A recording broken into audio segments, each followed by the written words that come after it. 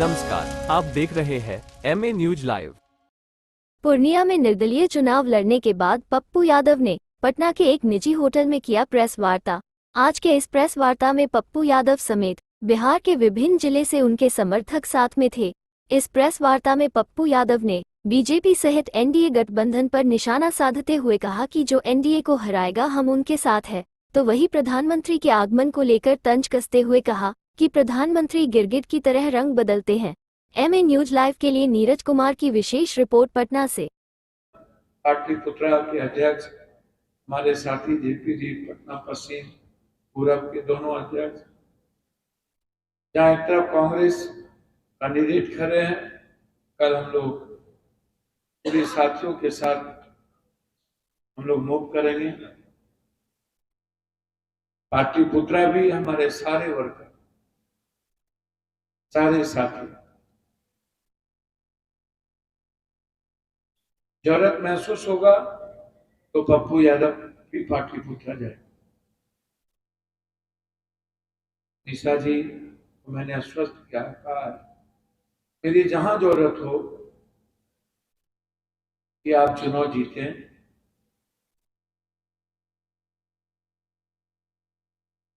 तन मन धन सभी चीज से मैं आपके साथ। हमारे साथी सत्येंद्र पासवान जी के नेतृत्व में वहां है, और हमारे जिला अध्यक्ष टिंकू जी पटना पश्चिम और पूरब, और छपरा में दिल्ली में घंटू जी, और सिवान के साथ कुछ ही सब मुखिया जी, अध्यक्ष जी, सभी लोग, सारे मुखिया जिला परिषद बैठे।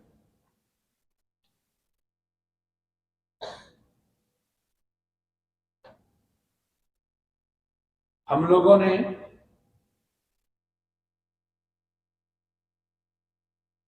इंडिया कैंप ना जीते इसके लिए ये निर्णय है। सिवान का निर्णय मेरा पारिवारिक निर्णय है। मैं जब तक जिंदा रहूंगा सिवान शाबुनी जी साहब के परिवार के साथ है।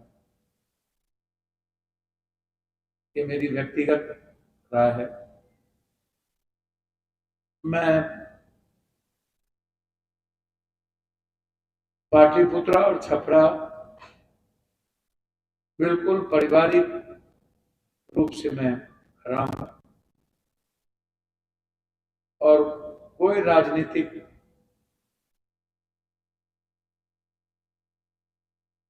जो दुष्टता होती है, ये सब देश को बचाने में कोई कहीं बाधाएं नहीं। अंतिम बक्सर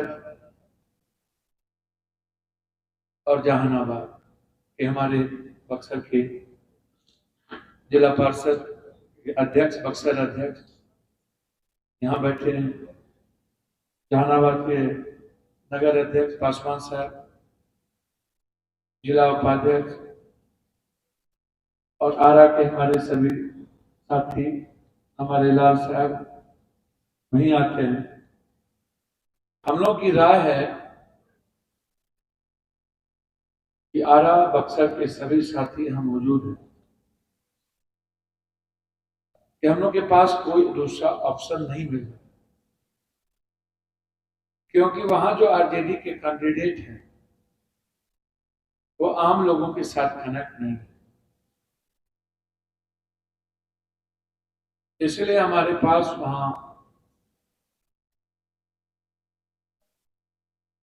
अनिल जी, जो बेहतर तरीके से समाज के हर वर्गों का, सिर्फ एक जाति का नहीं, सभी जाति, हम लोग मजबूती के साथ कोशिश करें उस 5 कौन में अनिल जी को पूरी ताकत के साथ समर्थन हमारे नेता, हमारे साथी आरा और बक्सर के साथी थे। हमारे सारे साथी कांग्रेस और माले के साथ, सीपीएस सीपीएम के साथ हम लोग थे। माले और कांग्रेस जहां भी वहां कोई दूसरी बात नहीं होगी। जहानाबाद में हम लोग जो वर्कर की तरह मुनीलाल जी हैं, हम लोग सभी लोगों की राय बनेगी, उस पर हम लोग, हमारी संभावना है कि मुनीलाल जी जो बिल्कुल वर्कर हैं और विधायक हैं, और हम लोगों ने राय विचार भी की है और आगे भी हम लोग यहाँ राय विचार करेंगे। जो भी एनडीए गठबंधन को वहां चुनाव हराएगा, हम लोग उनके साथ हैं। वैसे मुनीलाल जी वहां के बेसिक वर्कर है। वहां मुझे लगता है लड़ाई मुनीलाल जी और अरुण जी के बीच न रहे, तीसरा कोई कौन नहीं हो। सत्येंद्र और चुनाव लड़ रहे थे, अब खारिज कर दिया गया। एमपी के सत्येंद्र यादव जी, हमारे चंद्र जी हैं, सभी साथी जहानाबाद के लगभग साथी कहाँ हैं? जहानाबाद के मुखिया जी हैं, छात्र अध्यक्ष हैं, चन्नू बाबू हैं, सत्येंद्र जी लड़ रहे थे, पासवान साहब नगर, इधर आप सारे मुखिया जी।